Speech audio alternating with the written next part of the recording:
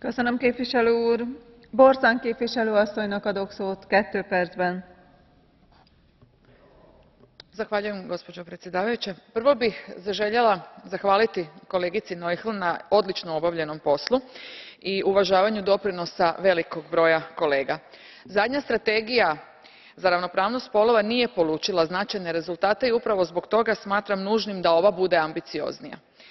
Ostvarivanje rodne jednakosti preduvjet je ostvarivanja općih ciljeva Europske unije poput povećanja zaposlenosti i smanjenja jaza u plaćama.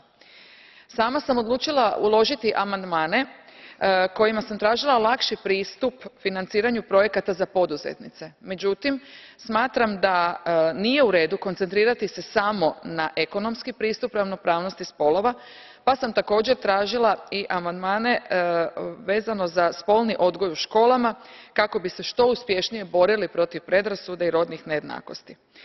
Sada je pred nama pitanje hoćemo li podržati prijedlog koji je prijedlog nekoliko političkih opcija Europskog parlamenta i koji je usvojen u nadležnom parlamentarnom odboru ili naknadni alternativni prijedlog jedne političke opcije.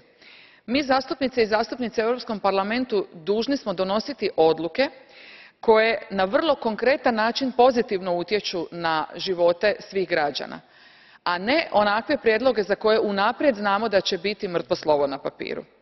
Alternativni prijedlog nije ništa drugo nego birokratski dokument koji niti šteti niti koristi, a ne uključuje neke od najvažnijih dimenzija borbe za rodnu ravnopravnost poput smanjenja nasilja nad ženama, uvažavanje grupa koja se suočavaju s dvostrukom diskriminacijom, na primjer invalida, romkinja, migrantica itd.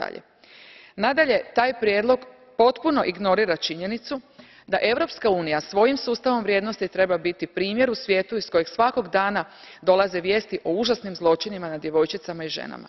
Kao izvjestiteljica iz sjene za budžet posebno me žalosti što Parlament nije prepoznao, što Europska pučka stranka nije prepoznala važnost planiranja budžeta niti povezivanja na obvezujuće zakonodavne akte. Time sve ostaje prazna priča. Ovdje određujemo poziciji žena u narednom petogodišnjem razdoblju i zato podržavam prijedlog kolegice Noichl.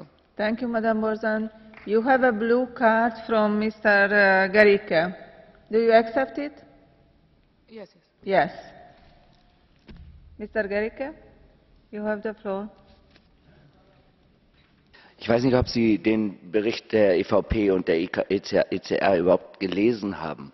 Aber was mich interessieren